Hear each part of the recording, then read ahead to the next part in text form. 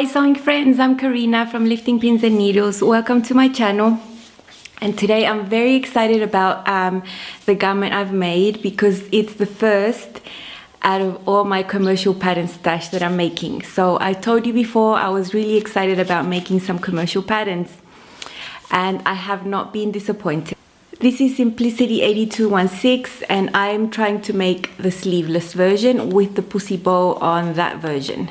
I already have a pattern for a pussy bow blouse from Sew Over It and I've made that a few times. I've made it as a dress, I've made it for my mom, and the only thing I find that neckline here is way too low. It's just like really low, and if it wasn't for the bow tying up, you would show a bit more than you would like if you make the low neck version, the one I've made. So this one is a bit more modest, so it doesn't come up here. It's not that low cut like the Sew Over It blouses. And I've looked at all the charts at the back and tried to figure out what my size would be. I looked at the finished garment measurements that would give me a 44-inch bust on the size 16. So my bust measures 41, so that would give me 3 inches of ease, and I'm quite happy with that amount of ease on a blouse. So I've decided to cut a straight size 16. I did some flat measurements as well to confirm that it was going to fit me, and I think, yeah, it was going to fit me. So that's the size I chose. Now the fabric requirement is, for the sleeveless version, 1.4 meters. And I only used 1 meter for the whole thing. And so to get all of my blouse to fit into just 1 meter of fabric, I had to compromise on some things. And everything will be shown now in the process.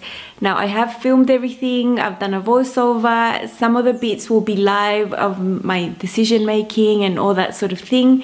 So get yourself a cup of something. I promise it's not that long, and have a look at the process.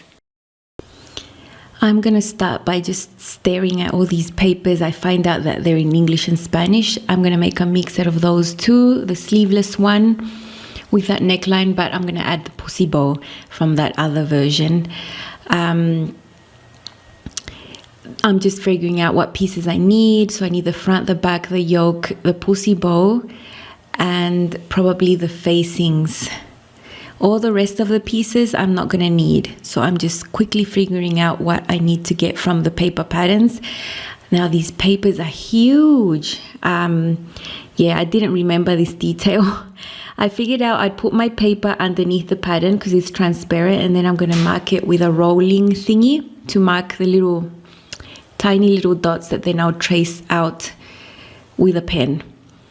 So this process was pretty easy. There are all the pieces I need, although I figure out the facings I am not going to need. Now I'm going to tell you what I've done live while I'm figuring out this pattern. On the yoke piece, it says the grain line goes across, and that is like, I don't know, I don't understand why. So I'm just going to go with the grain line as it usually does, because my pattern piece is, I don't know, I'm not gonna do what the pattern says. I'm gonna put it with the grain line going vertically like most pattern pieces go, and how the front and the back and all the other pattern pieces go. And the other change I'm gonna make is I'm going to do it double. So I'm gonna cut 2 pieces, and I've got them got it on the fold there. So I'm going to cut 2 because I think it just makes the blouse more stable, especially as I'm using a really thin printed silk. I think having that yoke be double there on that area is going to make it more stable.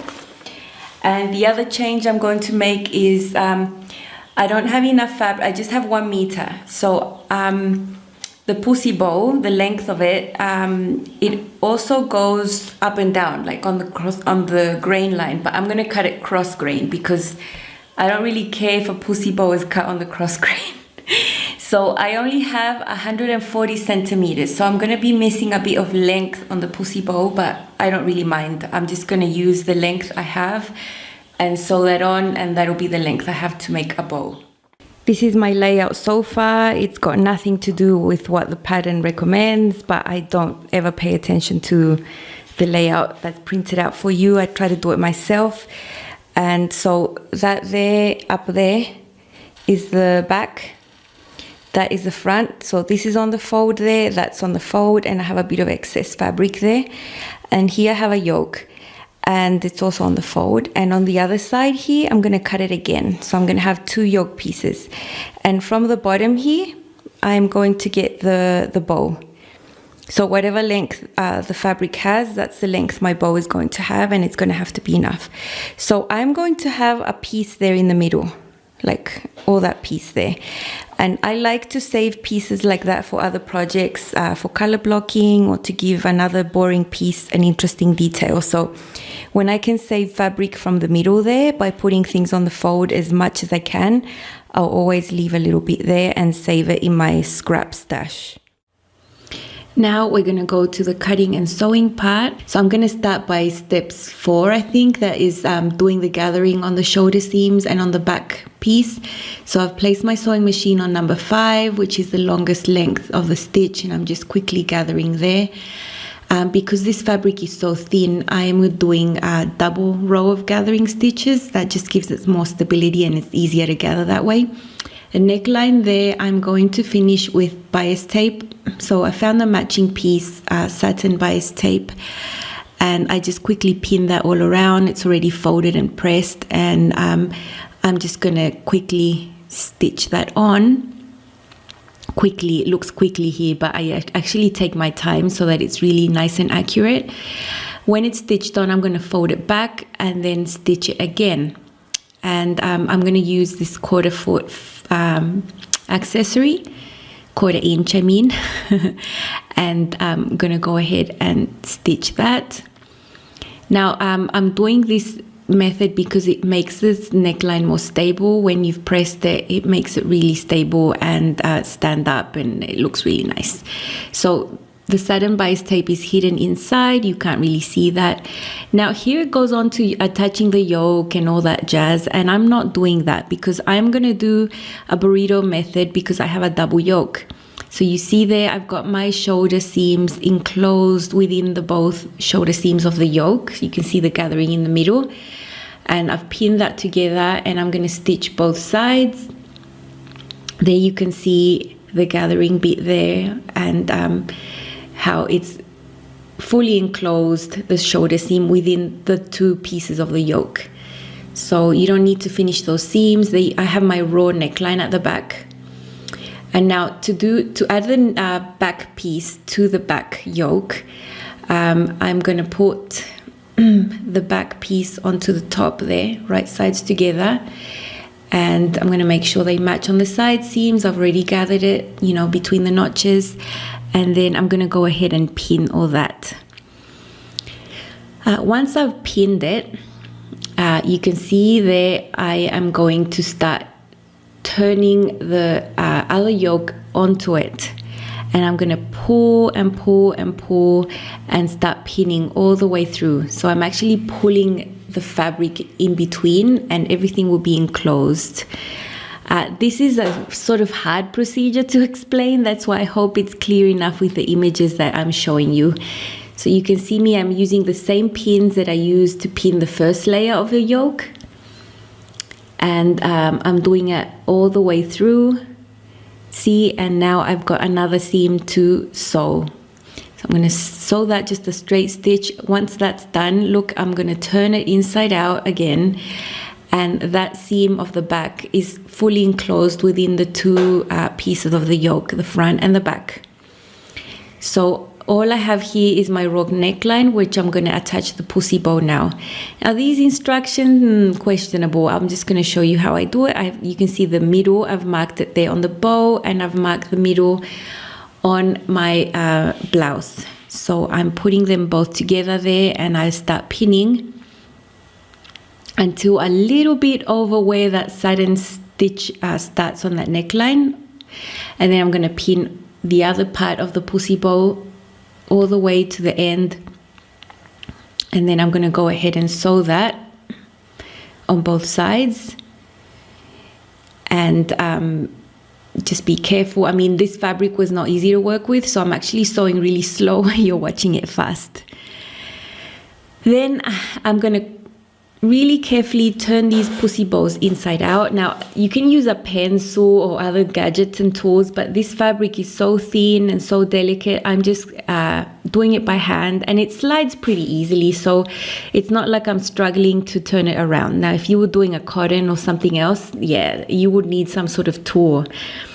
In this case, I don't. Now, when I get to that point, I do use a pencil and just very, very carefully make that little pointy bit stand out.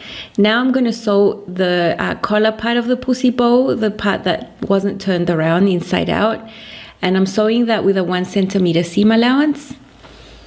Very careful as well to get it really precise. There you can see I'm almost sewing up to where the pussy bow has been turned around. Maybe 1 centimeter before it, I'm going to stop. I am also going to snip that curve around the neckline, and then I'm going to go ahead and that flappy bit, some people do it by hand. I don't want to do it by hand, so I take my time, fold it under 1 centimeter and pin it all the way around, as you can see there, very accurately pinned, and then it's very accurately hand basted. So I take my time with the pussy bow, with that thing. Then I put my stitch in the ditch foot, which helps me do that tiny little narrow stitch right on the edge, and look how nice it looks on both sides. There you can see the pussy bow is done.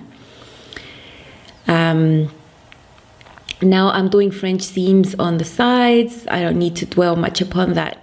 Okay, so you can see I compromised on the length of the bow. Now, I don't mind having a shorter bow here on my chest, because as a person with a larger bust, one of the rules I live by is to not have many embellishments and humongous things around my chest area.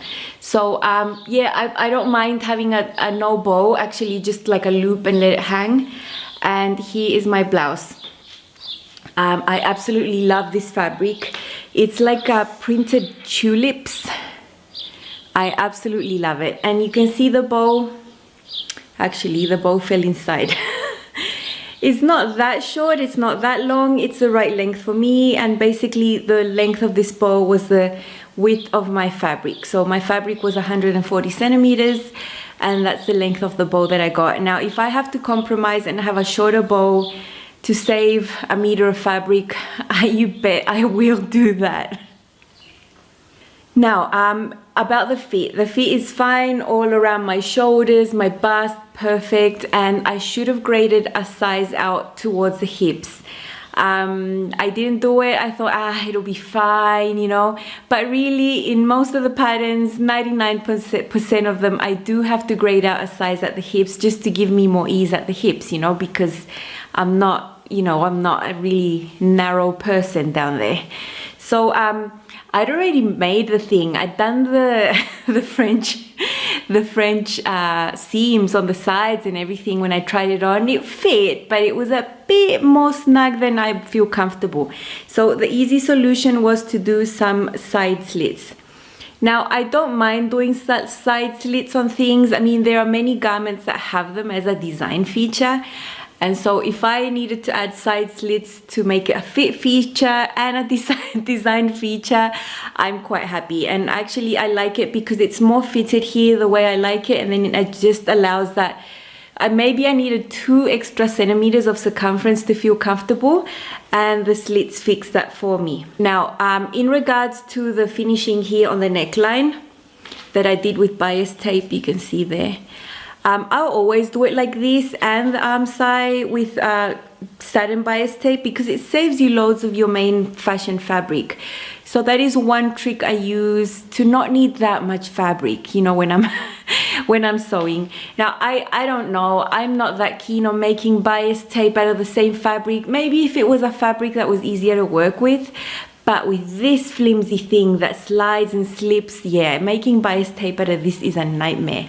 So that's why I didn't even try to make a short little bias tape for the inside. I'd rather just do it with satin bias tape. It gives it that sturdiness this thing needs anyway. So that's the way I chose to finish the neckline. Now, in the instructions, the first step in the whole thing was to stay stitch this. and the back. Yeah, I don't stay stitch, and it might be a bit of a controversial thing because everyone swears by it, but over time, whenever I've tried to stay stitch, I just end up stretching it more. So I find that if I don't even touch my fabric, I don't manipulate it, I touch it as minimally as possible, and I prioritize finishing the neckline, you know, before other things, I'll be fine. So you rarely, if ever, see me stay stitch anything. And yeah, controversy, but you know, that's my way. So I hope the process of filming the burrito method, the way I do it anyway, for the yoke was not too complicated. I don't know how it could be easier to explain verbally, and visually I tried to film all the steps. I just really like it how it finishes in there, you know, it's all enclosed. All the seams are enclosed, the shoulder seams and that seam. So basically you don't even need an overlocker. You don't need to serge anything because I did French seams on the sides, and if I would have taken the extra time, I might have done the hem, you know, like with a double, just folded it twice and, you know, stitched it down. I did end up overlocking the end and folding it up once and doing a narrow hem. But I mean, in essence, this blouse could have been totally made without needing to serge or overlock anything, basically, using this burrito style double yoke sort of thing. That was not incorporated in the pattern or the instructions, but it's my own take on making the garment higher quality. I mean, this is just more sturdy, it looks nicer, it just looks nicer here on the front. I just love how it turned out like that better. So I've put it on a little bit here so you can see how it looks. Although I have filmed, I'll insert it here of me showing you more detail sort of thing. But that bow there, I wouldn't tie it up at the top. I would tie it up more low so that my neck is more on show, because that is my style. I think the side slits add a really good feature to this to fix my thing about not grading to an extra size. But maybe I will, if I make this again, I'll probably do the side slits again, but intentionally, which means I won't do French seams and I'll just do normal seams on the sides.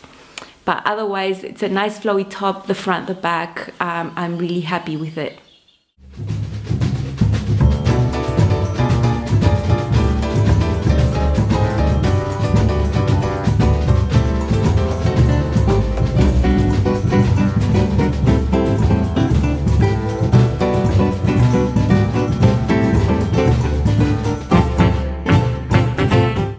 I think I'll be making this again. I really liked it. It's really easy. And now really, if I was a beginner and I was trying to follow these instructions from 1 to 100, basically, there was like 100 instructions.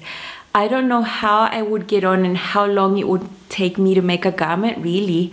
Because I've been sewing for so long, there are certain processes or steps that are sort of up here in my brain. And so I don't look at the instructions. I tried to look at them at the beginning and I'm like, oh, it's just, Then I put the whole pamphlet away, basically.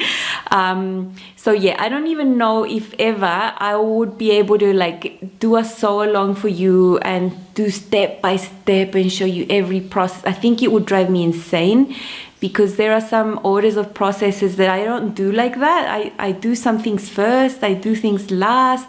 I don't know. I guess over time, the things that I do are just like stuck in here. Like, I'll do this first, I'll do that first, I'll do the neckline first, you know? So anyway, I hope what I showed you was useful. The way I do it, I think the way I do it is easy, it makes sense. I hope it makes sense to you too. And that is the end of this video, to show you this make that I am in love with. So the next vlog will be on Sunday, and it'll be all about the Lottie dress from Christine Haynes that I've made, and I've done a hack to it as well. So that is the next vlog. I hope you like, subscribe, share, press the notifications, all that stuff, so that my channel starts growing a little bit more. Anyway, I hope you enjoyed it. Have fun sewing. Bye.